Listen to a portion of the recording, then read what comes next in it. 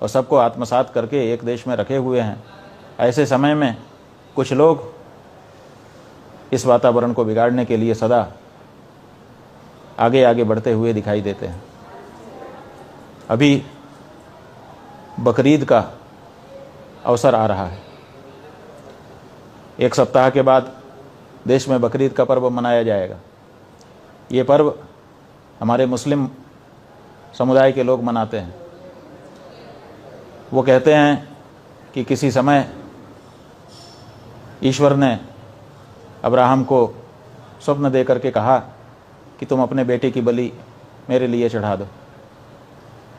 अपने प्रिय बेटे की बलि ईश्वर के लिए चढ़ा देने की बात सहज रूप से अब्राहम को स्वीकार नहीं हो रही थी, लेकिन फिर भी ईश्वर के प्रति समर्पण की भावना का प्रदर्शन करते हुए उन्होंने अपने बेटे की बलि चढ़ाने का निश्चय किया और उसको लेकर के वधस्थल तक पहुंच गए। कहते हैं तभी एक चमत्कार हुआ और बेटे की जगह दुम्बा आ गया और फिर दुम्बे की बलि चढ़ाई गई।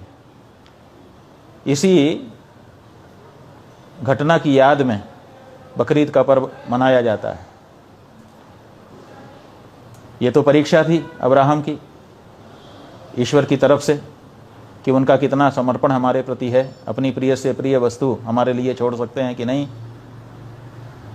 इस घटना की याद में प्रत्येक मुसलमान को अपनी प्रिय से प्रिय वस्तु भगवान को अर्पित करनी चाहिए थी, ईश्वर को अर्पित करनी चाहिए थी, अपने खुदा को अर्पित करनी चाहिए थी, अल्लाह को अर्पित करनी चाहिए थी।